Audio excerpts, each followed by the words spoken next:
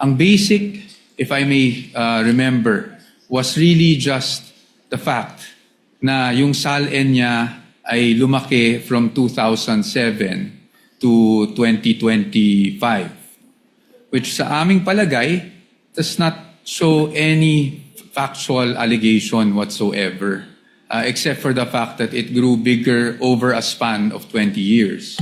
Pangalawa, wala rin pong naka-attach, which I mentioned in the oral arguments last week, na kahit anong ebidensya or kahit supporting document man lang, huwag na nating tawaging ebidensya, supporting document that will support any allegation whatsoever of unexplained wealth.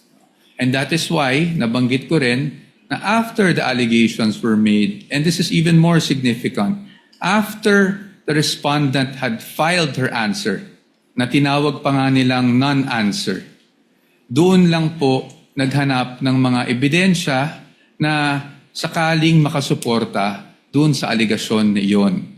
That's very important for us because we had already filed our answer before AMLAC documents were suddenly produced with the issuance of subpoenas, before the BIR box were concerned, that we are concerning ourselves with was presented before the Committee on Justice. Nasa panahon na yun, tapos na po kami sumagot. In fact, when they were saying that it was a non-answer, to be very candid with everyone, we wanted to say because it was a non-complaint. Kasi walang ultimate facts na naka-allege for us to even answer.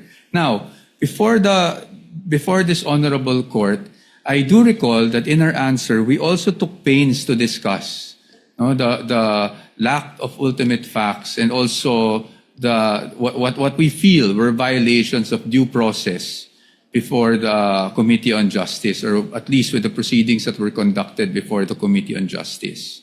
And that is also why we have a pending motion for exclusion na ikinalakip namin dun sa answer precisely because we were objecting to the fact that these pieces of evidence were produced after we had already filed our answer. Now, on the fishing expedition, I think on the fishing expedition, Your Honors, our main point is this. Even if we read the twin requests for subpoenas, ulit-ulit po, nakasulat po doon, because this may show context, because this may show, prove something. At para sa atin, this only shows, and at least, again, on the part of the defense, this is somewhat already an admission na hindi pa nga nila alam kung ano mismo doon sa mga hinihingi nila ang pwedeng sumuporta sa mga aligasyon na unexplained wealth. And that's why, if you read the entire request, it uses the word may several times, and it even says in one paragraph, I think it's 3.24, but I might be mistaken, that at least with the request for, with their memorandum, rather, in their memorandum, nakasulat po doon that this does not assume wrongdoing, but they want those documents nonetheless to see if something there will actually help support their allegations. That is why we are calling it a fishing expedition.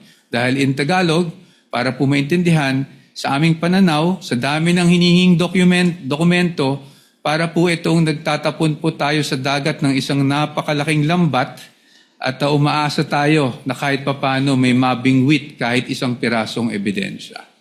The question propounded to this representation first is, what are the ultimate facts alleged in the articles of impeachment? Yun po ay nakasaad sa page 7 of the articles. And if I may be allowed to just read them briefly. You may do so, Counsel. Thank you, Your Honor. Respondent Vice President Sara Z. Duterte committed culpable violation of the Constitution and betrayed the public trust when she, A, amassed unexplained wealth manifestly disproportionate to her lawful income and earnings during her incumbency as a public official.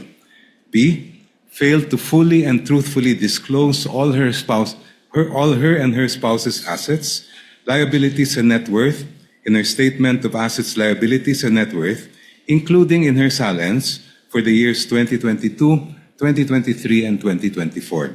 And C, failed to divest and instead willfully continued all her business interests during her tenure as Vice President for the years 2022, 2023, 2024, and 2025. Please allow me to briefly explain why these are ultimate facts. Ultimate facts are basically the essential factual elements that make up a party's cause of action or defense. Halimbawa po, pag murder, treachery, evident premeditation, lahat ng mga kinakailangan ng batas para mapatunayan na murder po siya. In our case, we are alleging, first of all, unexplained wealth. And based on the jurisprudence, the elements of unexplained wealth, the factual elements are amassing unexplained wealth, manifestly disproportionate to one's lawful income and earnings during one's incumbency as a public official. So, nasatisfy po namin yung requirement na pag-allege ng ultimate facts or essential factual elements sa tatlong bagay na po ito. The evidentiary facts follow in the succeeding pages of the articles.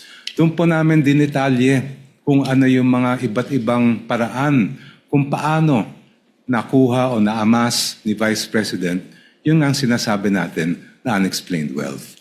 On to the issue of fishing expedition. Yung pong fishing expedition po ay halimbawa may sabina na baka sakali meron tayong makita. Yun po ang ibig sabihin ng fishing expedition.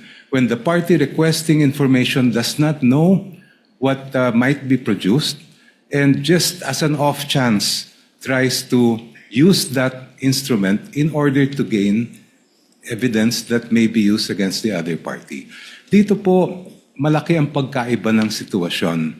Maalala po ninyo, during the hearings before the Committee on Justice, the Executive Director of the Anti-Money Laundering Council testified and produced documents showing that from 2007 up to the present, 6.7 billion pesos ang dumaan po sa account ni Vice President Sara Duterte.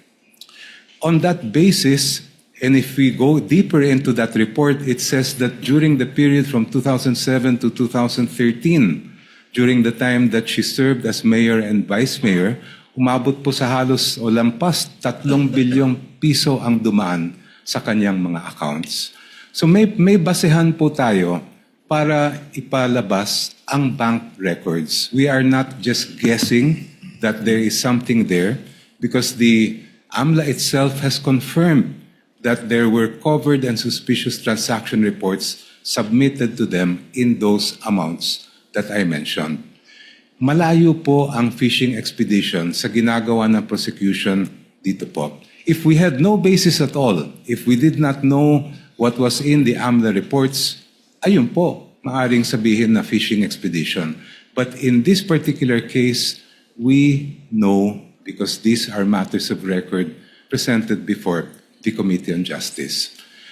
Second po, ang fishing expedition, maaring magamit yan sa ibang mga alegasyon tulad ng baka meron kang hindi na-declare sa iyong SALN. But when it comes to issues of unexplained wealth, it's very clear. The decisions of the court are very clear. To know whether a government official has amassed unexplained wealth, we must look at the entire incumbency of that official. Starting from day one, we look at their SALN, we look at all the income that he or she has earned, both lawful and not, and from there we make a determination whether there was unexplained wealth or not.